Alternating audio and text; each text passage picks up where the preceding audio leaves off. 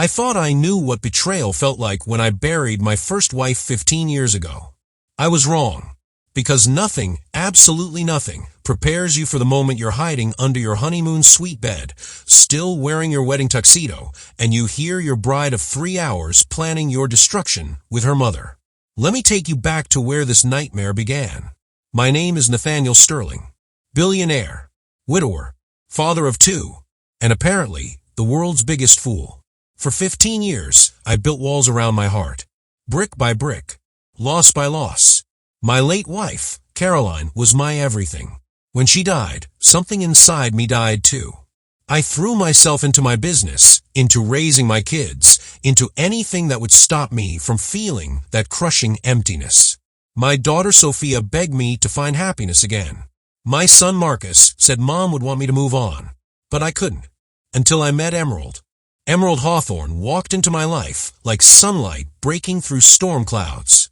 She was beautiful, yes, but it was more than that. She listened when I talked about Caroline. She didn't try to replace her. She understood my children's need for space. She was patient, gentle. Everything felt right. 6 months of courtship. A proposal under the stars. And today, our wedding day. 300 guests. Champagne towers. A 10-tier cake. My kids are finally smiling again. Emerald's family cried tears of joy. Or so I thought. The prank was my idea. Stupid, I know. But I wanted to start our marriage with laughter. I told Emerald I needed to take a business call. Then I snuck back to our honeymoon suite and slid under the bed. The plan was simple. When she walked in, I'd grab her ankle and scare her. We'd laugh. We'd kiss. We'd start out forever. Childish? Maybe. But after 15 years of grief, I wanted to feel young again. I wanted to play. I wanted to believe in joy. Then the door opened, but the footsteps were wrong. Too measured, too heavy, heels clicking with purpose, not the excited rush of a bride. The door locked, my stomach tightened, and then I heard her voice. Mrs. Genevieve Hawthorne, my new mother-in-law. What was she doing here? Where was Emerald? Emerald, she called softly into what I thought was an empty room. Except Emerald answered, from the bathroom. She'd been here the whole time. Mommy, you came. My bride's voice was different, colder, calculated, not the warm tone she'd used with me all day. I left your siblings at the reception, Mrs. Hawthorne said. This conversation is more important than cake. I pressed my cheek against the carpet, barely breathing. Something was wrong. Every instinct I'd honed in 15 years of business negotiations screamed danger. But I stayed frozen, hidden listening, hoping I was paranoid, praying this was nothing. Then Mrs. Hawthorne spoke the words that shattered my world. Remember, this man is not your husband. He is your investment, and we cannot afford to waste a single day. Have you ever felt your heart stop beating while your mind races so fast you think your skull might crack open? What do you do when the person you just vowed forever to see you as nothing but a transaction? I've closed billion-dollar deals. I've stared down corporate sharks who wanted to devour my company. I've negotiated with people who'd sell their own mothers for profit. But nothing prepared me for hearing my wife call our marriage a business strategy. Emerald laughed, a small, tinkling sound I'd heard 100 times over the past 6 months. Except now it sounded like breaking glass. Mommy, I know the plan, she said. No, her mother's voice turned sharp. You think you know, but today you made mistakes. You smiled too much. You looked at him like you actually love him. That's dangerous. I could see their shoes from under the bed. Mrs. Hawthorne's elegant heels. Emerald's white wedding pumps. Both pairs pointed toward each other like conspirators. I was acting, Emerald protested, but her voice was weaker now. Acting is survival, her mother said. Your father's death left us with nothing but debt and shame. Your siblings are depending on you.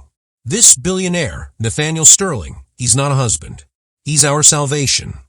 My throat closed.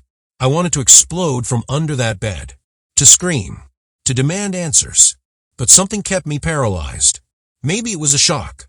Maybe it was the businessman in me wanting to gather all the evidence before making a move. Or maybe it was the broken widower who couldn't believe he'd been foolish enough to love again. The will, Mrs. Hawthorne continued. Has he updated his will yet? My blood turned to ice. Not yet, Emerald answered. He said he wants to do it next week. He wants to make sure I'm protected and that his children are protected too. Her mother made a dismissive sound. Next week. Good. That gives us time to position everything correctly. You need to suggest the right lawyers. Our lawyers, not his people. This wasn't just betrayal.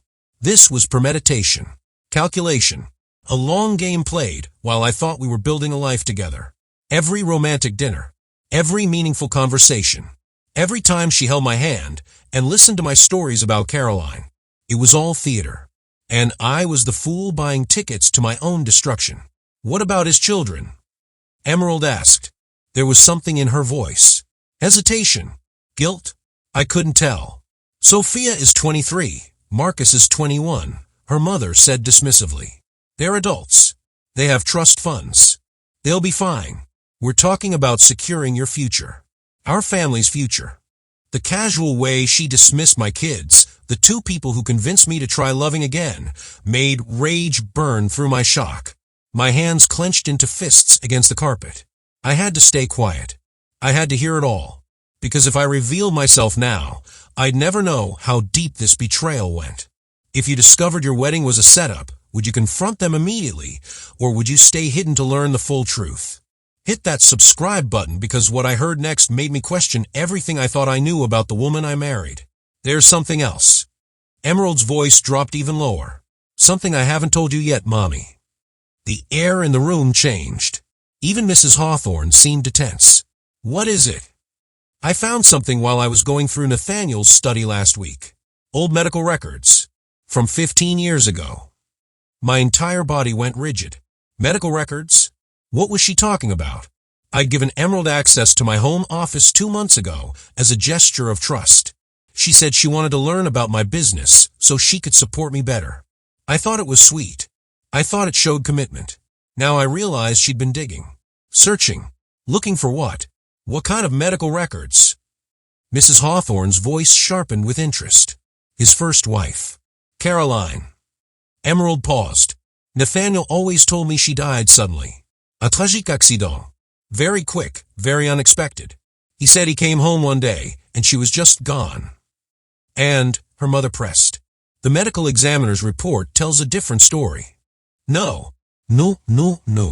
My mind reeled. What was she implying? Caroline died of a brain aneurysm. Suddenly. Painless.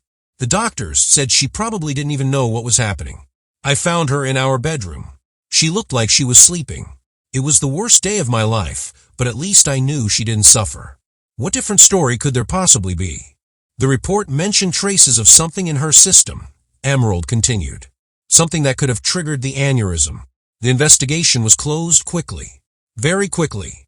Almost like someone with money and influence made sure it didn't go any further.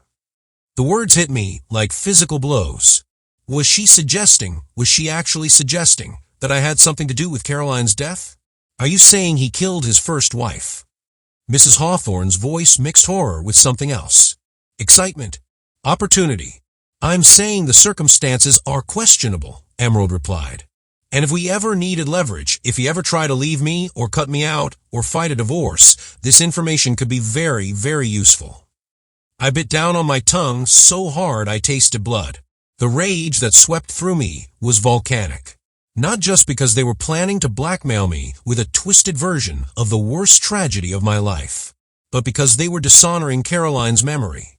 My beautiful, kind, innocent Caroline who died through no one's fault. A random, cruel act of biology that destroyed our family. And now these monsters I'd welcomed into my life were turning her death into a weapon. That's brilliant, Mrs. Hawthorne breathed. Keep that information very safe. Make copies. Store them somewhere he can't access. That's our insurance policy. I already have 3 copies, Emerald said. 1 with my lawyer. 1 in a safety deposit box under my sister's name. 1 in cloud storage he doesn't know about. She'd been planning this for at least a week. Maybe longer. While I was tasting wedding cakes and choosing flowers, she was building a cage around me. Every smile had been a lie. Every kiss had been a strategy. Every time she whispered, I love you, she was really saying, I own you. What would you do if someone tried to frame you for murdering the person you loved most in the world? Drop a comment and tell me, because I was 2 seconds away from exploding from under that bed and ending this charade forever. But then Emerald said something that changed everything. There's just one problem, Mommy. Emerald's voice cracked slightly. I'm starting to actually feel something for him. Silence. Heavy. Dangerous. The kind of silence before a storm breaks. What did you just say? Mrs. Hawthorne's words were ice. I know, Emerald said quickly. It's stupid. It's not part of the plan. But he's different than I expected. He's kind to me. He listens. He talks about his late wife with such love that sometimes I think, stop. Her mother's command was absolute. Stop this foolishness right now. Under the bed, I felt my hatred waver just slightly. Was she being manipulated too? Was her mother the real architect of this nightmare? But then I remembered, Emerald had copies of medical records. Emerald had suggested our lawyers. Emerald had played her part perfectly for 6 months. If she was a victim, she was a willing one. You're confusing the performance with reality, Mrs. Hawthorne said, her voice taking on a lecturing tone. You've played the role of loving bride so well that you've started believing your own act. This is dangerous, Emerald. This is how we lose everything. But what if? No, the single word cut through the room. Your father left us with $200,000 in debt. Your brother's medical bills are piling up. Your sister needs to finish university. I need medication I can't afford. This is not about feelings. This is about survival. $200,000 in debt. It clicked into place. 3 months ago, Emerald had mentioned her family was struggling. I'd offered to help, but she'd refused, saying she didn't want our relationship to be about money. I'd thought it was pride. Integrity. Now I saw it was a strategy. Don't take small handouts. Go for the whole fortune. The plan is simple, Mrs. Hawthorne continued, her voice softening into something almost hypnotic. You stay married for 3 years, long enough to make divorce very expensive for him. In that time, you slowly isolate him from his children, create small conflicts, plant seeds of doubt. You make yourself indispensable to his business, his social life, his daily routine. You document everything, how much you've sacrificed, how you've supported him, how you've been the perfect wife. I felt sick. This wasn't just about money. This was about total destruction. They wanted to take my fortune, my company, my relationship with my kids, and leave me with nothing. When the time is right, you either push for a massive divorce settlement or, Mrs. Hawthorne paused. Or what? Emerald whispered. Or we use what we know about Caroline's death. We go to the press. We suggest that the billionaire Nathaniel Sterling has a dark secret. That his first wife's death was never properly investigated. The scandal alone would destroy his business reputation. He'd pay anything to make that go away. But it's not true, Emerald said, and for the first time, she sounded genuinely distressed. He didn't kill Caroline. I read the full report. It was just an aneurysm. The trace substances were from her prescription medications. It was a tragic coincidence, nothing more. The truth doesn't matter, her mother said coldly. Only what people believe. And people love to believe that rich men get away with murder. They were willing to destroy an innocent man's reputation, ruin my children's memory of their mother, and pervert the truth of the worst day of my life. All for money. I'd been married for 3 hours, and I was already living in a nightmare written by people I'd trusted.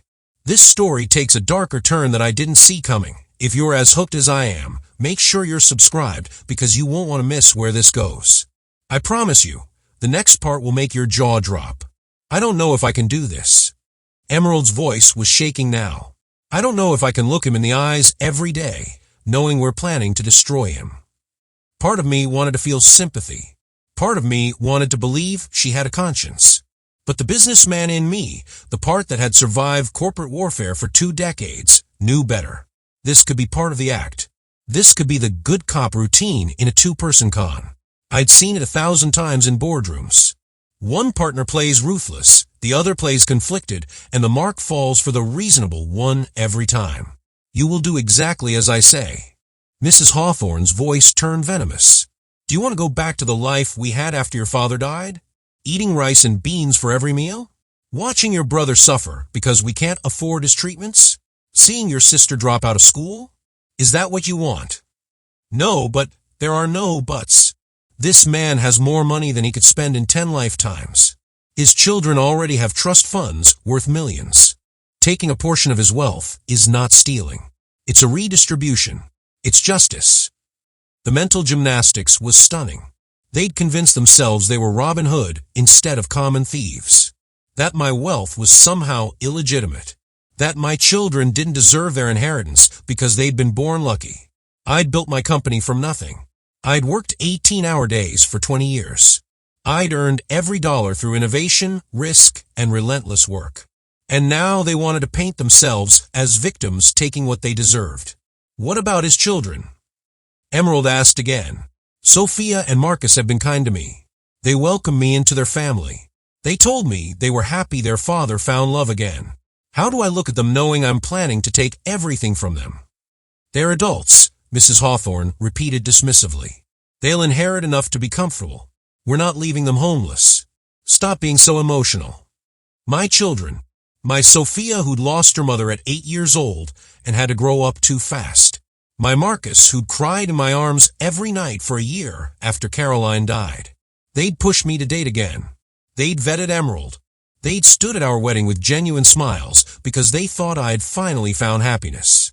And now they were collateral damage in someone else's heist. Besides, Mrs. Hawthorne added, you're overthinking this. The first year is easy. Just be the perfect wife. Love him publicly. Support him. Make everyone see how devoted you are. That's all.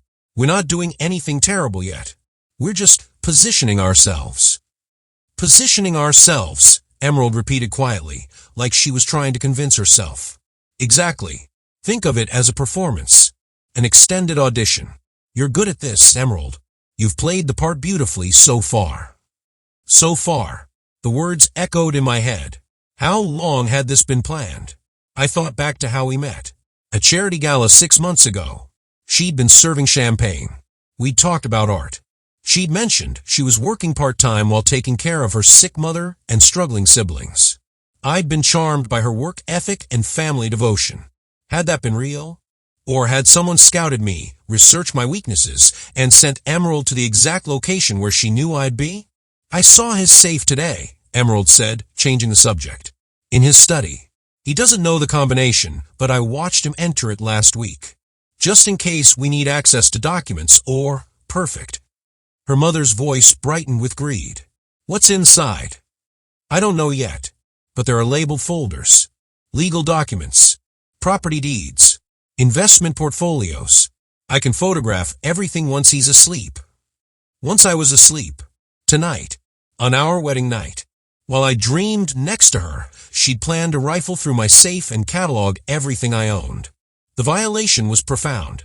Not just of my privacy, but of the fundamental trust that marriage requires.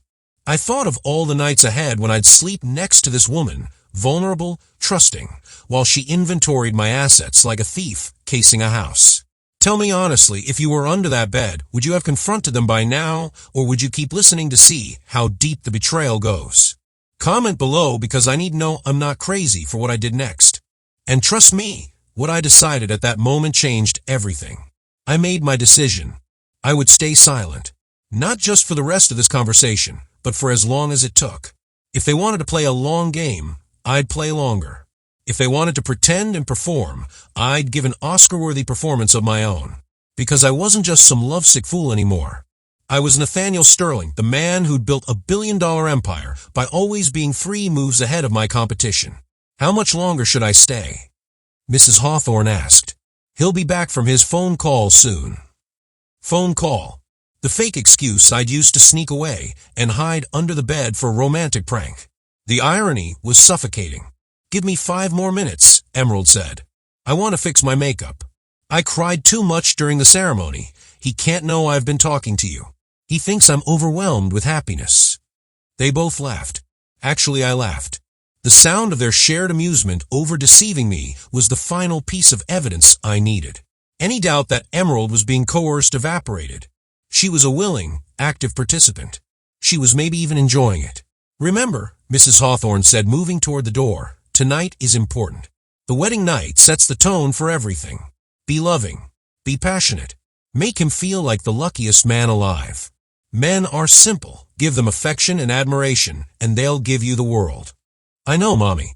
And tomorrow morning, start the subtle work. Mention how wonderful it would be to have joint accounts because we're a team now. Suggest meeting with estate planners because you want to make sure you're protected if anything happens to him. Frame everything as caring about his security, not about getting access to his money. Joint accounts. Estate planning. Within 24 hours of saying I do, she planned to start dismantling my financial independence. I almost admired the efficiency. Almost. The door opened. I love you, my clever girl, Mrs. Hawthorne whispered. Make us proud. I will. The door closed. Locked again. I heard Emerald exhale deeply. Footsteps moving toward the bathroom. Water running. The sounds of a woman composing herself. Preparing her face for the husband she was planning to rob. I had maybe 2 minutes before she'd expect me to return. 2 minutes to slide out from under this bed, compose my own face, and step into the greatest performance of my life. Could I do it? Could I look at her and pretend I hadn't heard everything? Could I kiss her and not feel disgust? Could I consummate a marriage that was really just a business transaction? But then I thought, if I confronted her now, what would I have? Her denial. Her mother's denial. No proof. No recording. Just my word against theirs. She'd cry. She'd accuse me of cold feet or paranoia. She'd flip the script and make me the villain. I'd look like the unstable billionaire who imagined conspiracies on his wedding night. And even if I got an annulment, they'd have the story about Caroline's death. They could still destroy my reputation out of spite. No, the only way to win this was to play their game better than they could. Let them think they were fooling me. Document everything. Build a case so airtight that when I finally reveal the truth, they'd have nowhere to hide. Give them enough rope to hang themselves with. It would require patience, control, the ability to lie next to someone every night knowing they were my enemy. I'd done harder things. I'd built a company from scratch. I'd raised 2 kids alone. I'd survived the death of my soulmate. I could survive this. More than survive, I could win. If this kind of psychological warfare fascinates you, hit that subscribe button. Because watching someone execute the perfect counter-strategy is about to get very, very interesting. What I planned in the next 60 seconds would make everything they'd plotted look like amateur hour. Silently, I slid out from under the bed on the opposite side from where I'd entered. My suit was dusty. My heart was hammering. My mind was crystal clear for the first time in 6 months. I moved toward the door, my socks silent on the carpet. Emerald was still in the bathroom. I could hear the clink of makeup compacts, the soft sounds of repair work. I slipped into the hallway. I walked quickly to the elevator, hit the button for the lobby. As I descended, I pulled out my phone and opened the voice recorder app. I couldn't record what had already happened, but I could record everything from this moment forward. I also texted my head of security, need you to discreetly install audio recording in the honeymoon suite. Make it look like hotel security equipment. Operational within 1 hour. Don't ask why. Just do it. He responded immediately. Done, sir. Good. By tomorrow morning, every word spoken in that room would be documented. Next, I called my attorney. Personal cell. He answered on the second ring. Nathaniel, congratulations. How's married life? I need you to do something for me immediately. No questions. My voice was cold, businesslike. He knew that tone. What do you need? Hire a private investigator. The best one you know. I want a complete background check on Emerald Hawthorne and her entire family. Financials, criminal history, social connections, everything. I want to know what kind of toothpaste her mother uses. Understood. Silence. Then, should I be concerned? You're about to earn your retainer. Get me that report within 72 hours.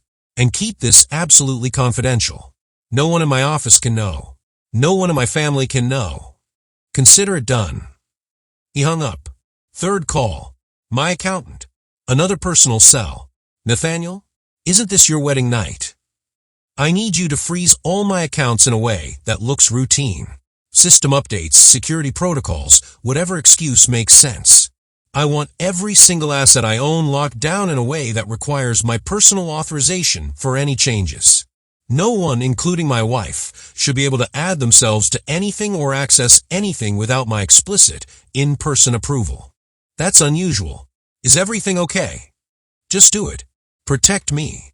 Quietly. I'll have it done by morning. Click. 3 calls. 3 defensive moves. And I'd been out of the room for less than 5 minutes. By the time I returned to the honeymoon suite, I'd be protected financially. By tomorrow, I'd have surveillance. By next week, I'd have intelligence on my enemies. They wanted to play chess. I'd show them what it meant to play against a grandmaster. I stopped by the hotel bar, ordered a whiskey, drank it in one burning gulp, composed my face into the expression of a happy groom, ruffled my hair slightly to look natural, loosened my bow tie a bit more. Then I walked back to the elevator and returned to the suite. I knocked on my own honeymoon suite door. Playful. Light. Mrs. Sterling, are you going to make your husband wait in the hallway all night? The door opened. Emerald stood there in the most beautiful white lingerie I'd ever seen. Her makeup was perfect. Her smile was radiant. Her eyes were warm with what looked exactly like love. I'm so sorry, she said, pulling me inside. I was just making myself beautiful for you. Beautiful. The word tasted like poison, but I smiled. I wrapped my arms around her. I kissed her forehead. You're always beautiful, I said, and the lie came out smooth as silk. I'm the luckiest man in the world. No, she whispered, running her hands up my chest. I'm the lucky one. I can't believe I get to spend my life with you. The performance was flawless. If I hadn't heard the conversation with her mother, I would have believed every word. Hell, 6 hours ago, I had believed every word. But now I saw the machinery behind the magic trick, the calculation behind the warmth, the strategy behind spontaneity.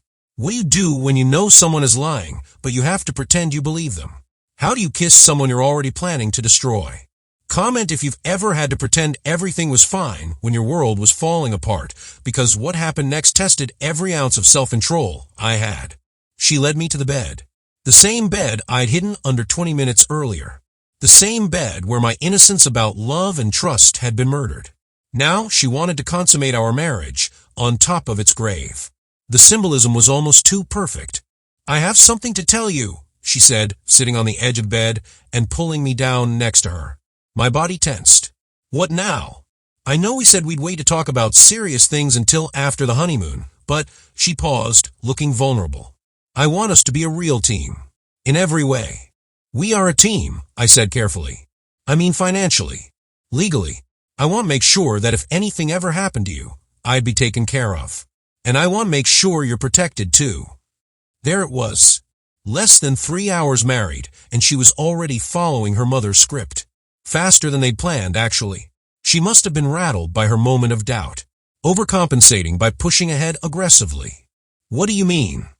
I asked, playing dumb. Joint accounts, she said. Combined estate planning. I want to meet with your lawyers next week and make sure everything is set up properly. I know it's not romantic to talk about, but it's important. It shows we're really committed.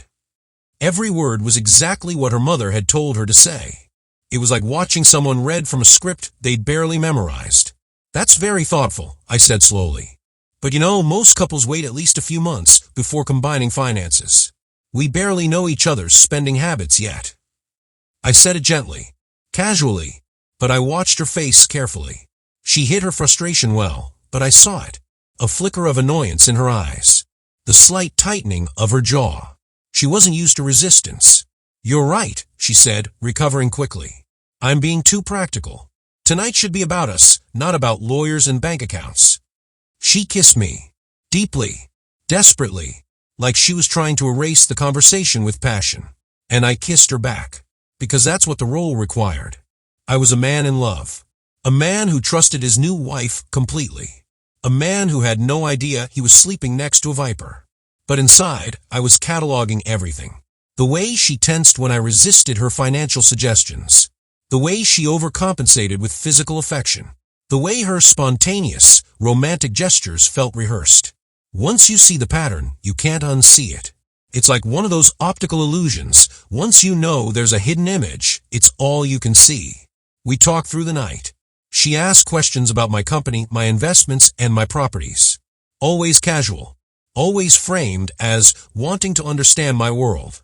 But now I heard them for what they were: reconnaissance, intelligence gathering. She was mapping my empire, so she'd know exactly what to take when the time came.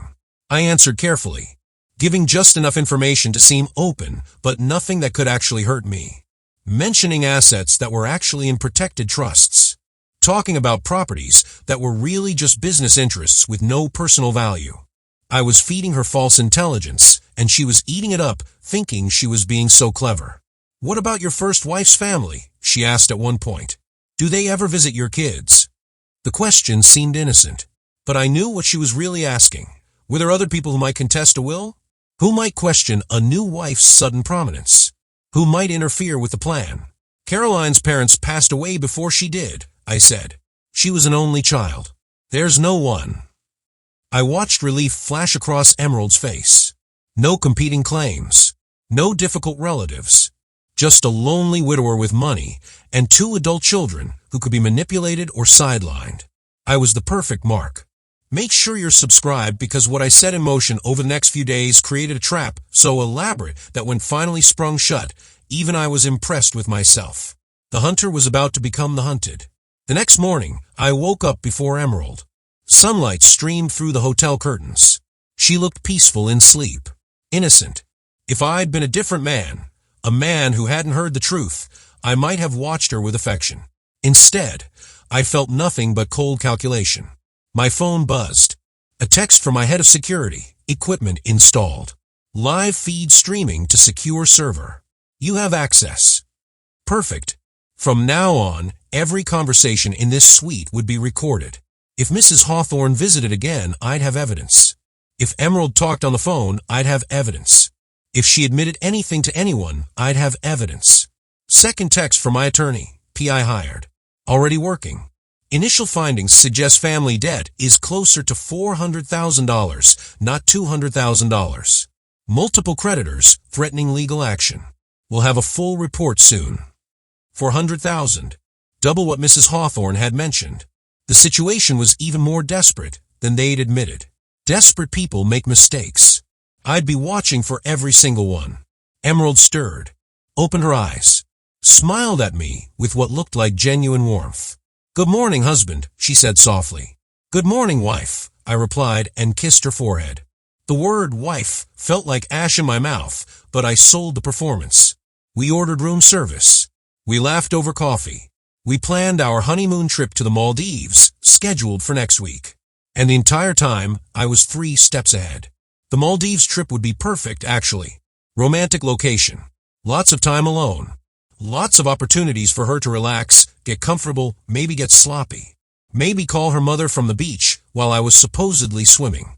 Maybe have conversations she thought were private while I had the resort security, who I would quietly compensate, keep recordings.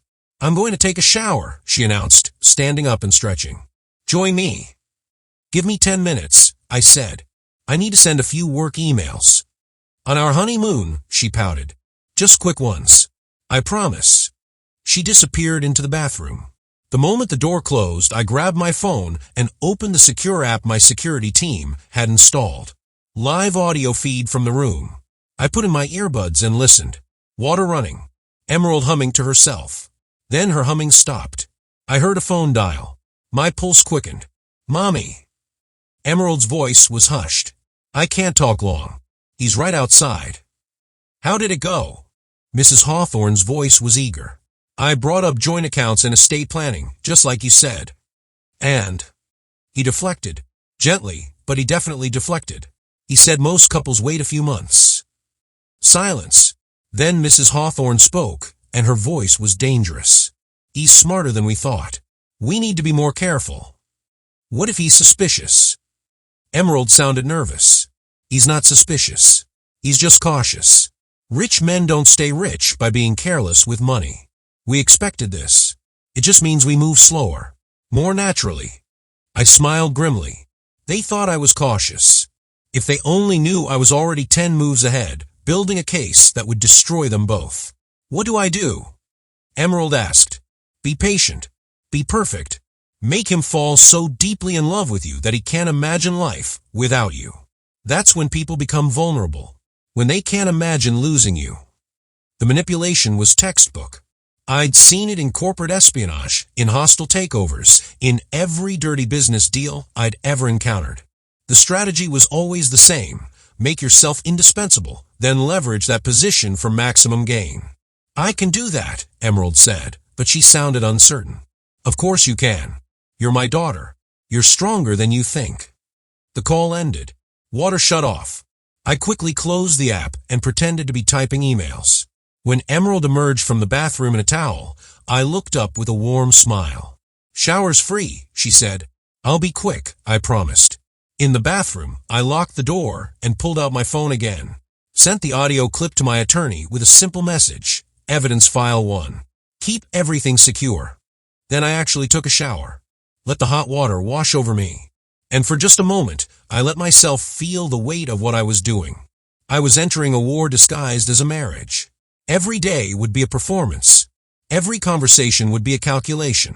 I'd have to make love to an enemy, share meals with a thief, sleep next to someone plotting my destruction. It would take months, maybe years, but I'd been patient before. I'd waited 15 years to love again. I could wait however long it took to achieve justice.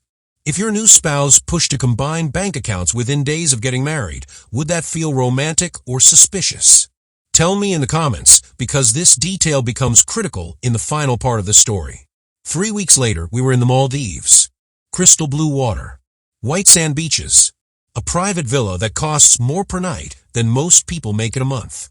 And every moment was a lie wrapped in paradise. Emerald played her role beautifully. Affectionate, attentive, constantly photographing us for social media, showing the world our perfect love story.